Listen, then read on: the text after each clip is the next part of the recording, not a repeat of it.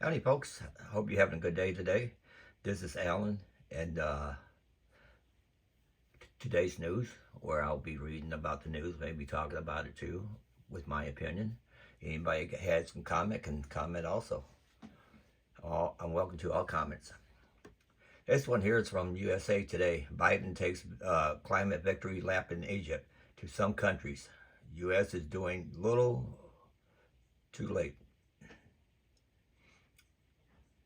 Sharm El Sheikh, Egypt. President Joe Biden says the United States is putting our money where our mouth on efforts to combat climate change. Biden, in a speech at the COP27 conference in Egypt, took a victory lap on the health and climate spending legislation that he signed into law over the summer, telling the gathering, "We're providing a good climate policy is good for economic policy." Russia war on Ukraine has driven up food and energy costs around the world, intensifying the search for alternatives to its oil and gas exports. Yeah, guess who caused this Russia war? Biden did. Oh, let's see what it says here. The increase in volatility of energy supplies makes it more urgent than ever. We double down on clean energy solutions, Biden says. Biden's going to be talking about all these lies and stuff. All politician lies, we know that. Biden is the king of liars. Anyway, let me find something else.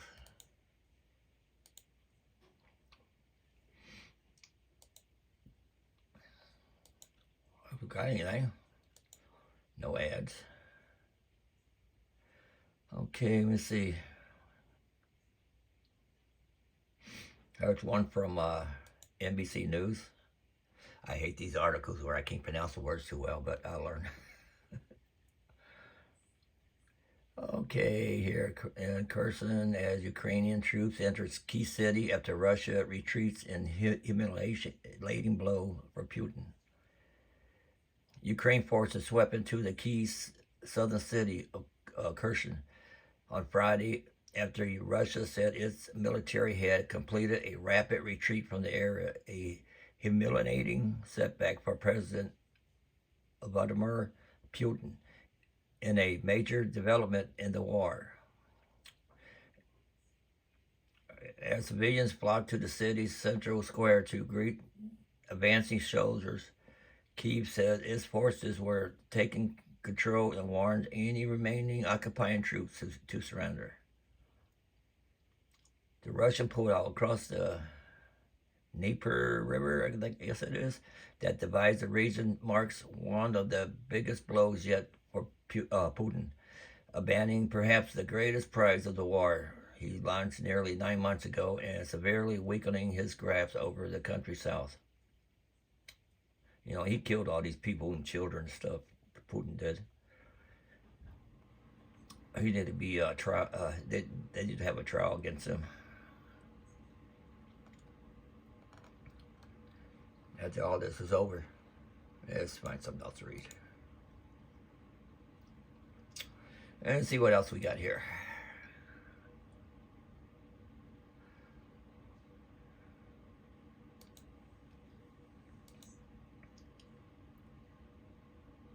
Okay, what was this other one I just passed up?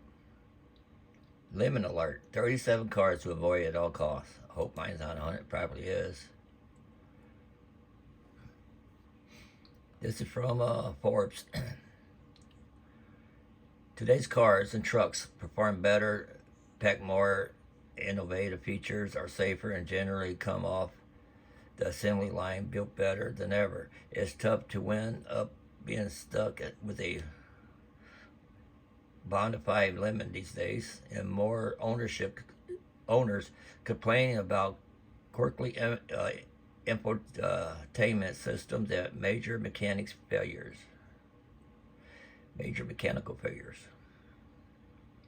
Okay, so it's more owners complaining about quirky information system than major mechanical failures. So it's all going to be into the electronics. That's what it's going to be.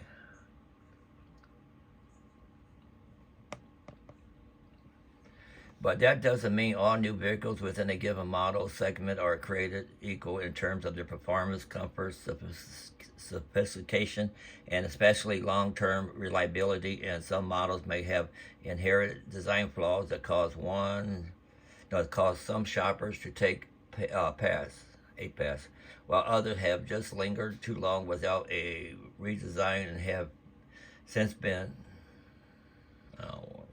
Let's see what else we got here. Let me hit continue here and see what we got here. Well, Subaru's on the list, WRX.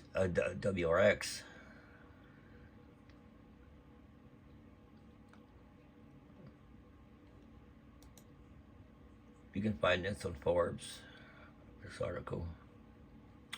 Smart EQ for two, with slimline cells into the tiny Smart EQ for two full electric subcompact coupe and convertible flies under the radar of Consumer Reports and J.D. Power's owner surveys.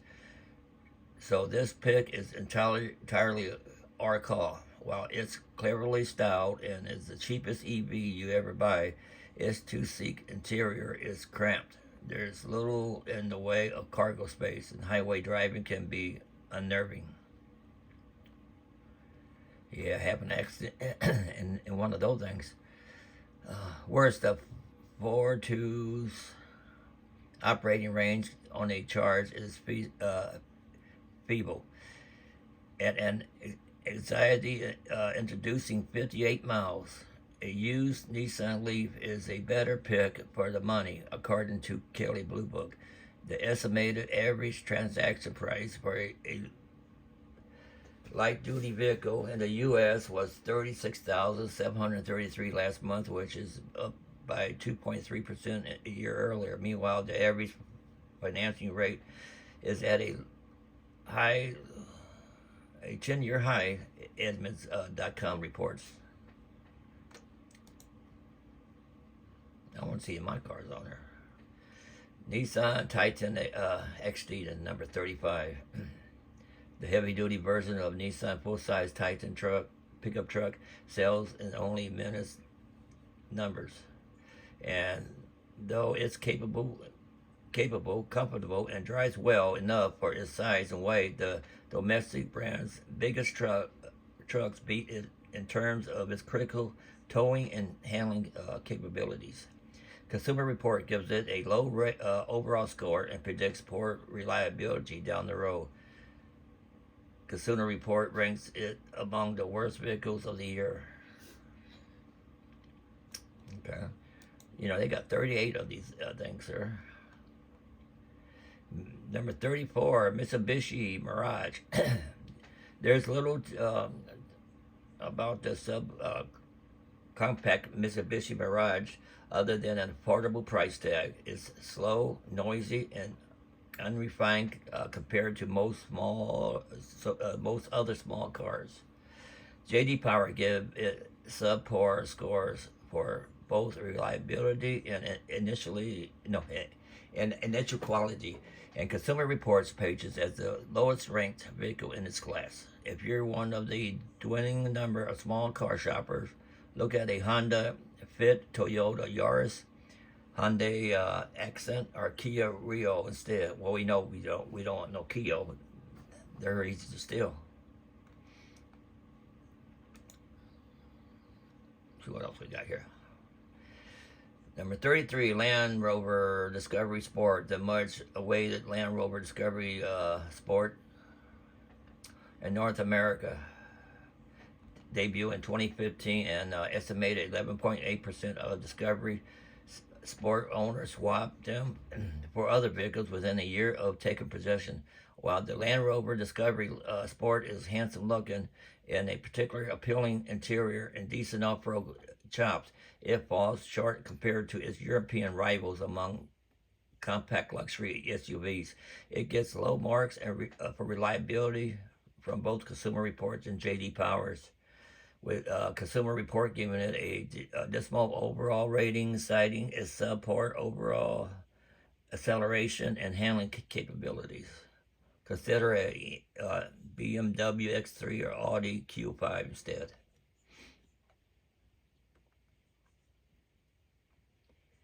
Okay, let's see here. Number 30. Okay, number 32.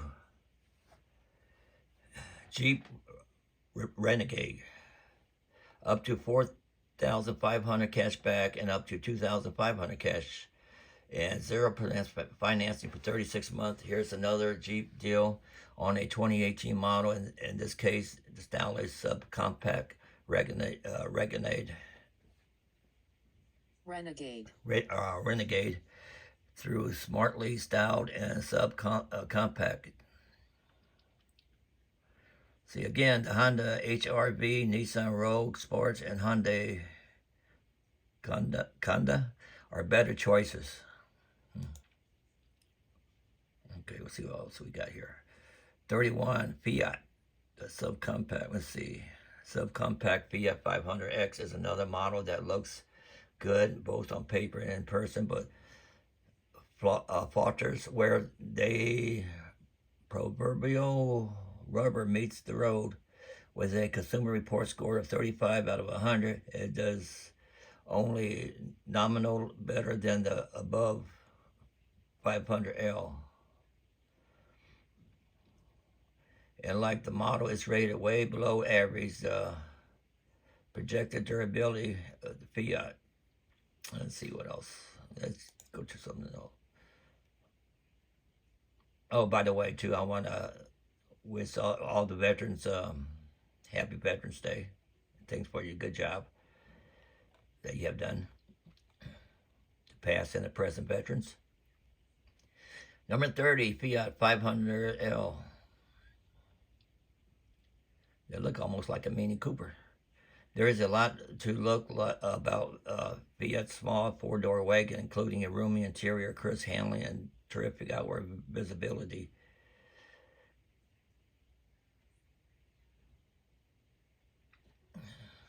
Let's see what else they say here. Things are all the cars you're supposed to avoid. Dodge Journey, never heard of them. Look at station wagon. Another model that remained status quo for too long. The mid-size Dodge Journey relies on hefty cash rebates to spur sales. It lacks key features and seems crude and unrefined compared to the top models.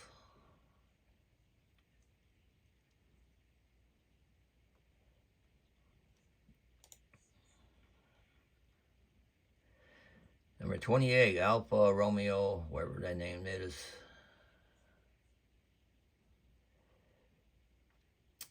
Alfa Romeo expands its fledgling U.S. lineup in 2017 with the midsize sedan coming unwrapped in calmly Italian styling. It packs all aluminum 2.0 liters, 276 horsepower turbocharged four-cylinder engine and an 8-speed automatic transmission that affords a 0 to 60 mile per hour launch in around 5.5 seconds. Not a bad looking car.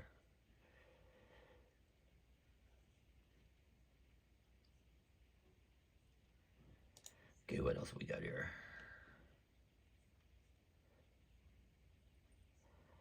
Acura RXL. What does it look like? Well, the midsize RXL luxury sedan is likable enough. It lags behind the segment leaders in terms of performance, accommodation, and brand cachet. What's more, it's lawfully sticker price, prevented from being a bargain price. Oh, let's skip that one. No, that's pretty hot looking there. Cadillac ATS. Don't look like a Cadillac, but Liable enough in many regards, the compact ATS luxury sports sedan is neither as sporty as the BMW 3 Series it targets, nor is it as luxurious as the Mercedes-Benz C-Class, with an overall score of 57 and a reliability rating of minus 120. So let's see, the J.D. Power, or let me go somewhere else. Let's go down to the next one. Okay. Chrysler 200. We had high hopes for the good looking 200 midsize sedans when it debuted, but it's ultimately outranked in a crowded and competitive market segment with an overall score of 51 to 53 and a reliability rating of minus 46. Well, we don't want that one, do we?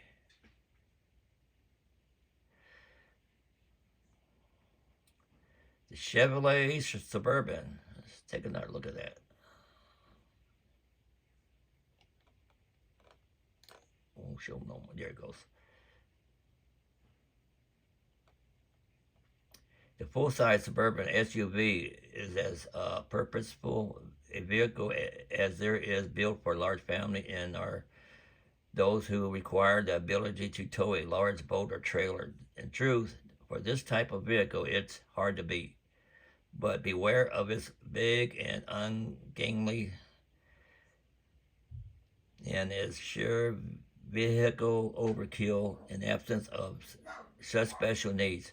With an overall score of 54 and a reliability rating of minus 154, Consumer Reports, like many of the Suburban's attributes, but found it underpowered, hard to maneuver and park, difficult to load with cargo, and overpriced. It scored below average in all three of the J.D. Power studies. Well, that one's out. Thought they had good things about it, but nope. Well, that's all I'm going to read for you right now. I'm going to finish this series up later in my next broadcast. So, I hope you all have a good Veterans Day. Try to take care now.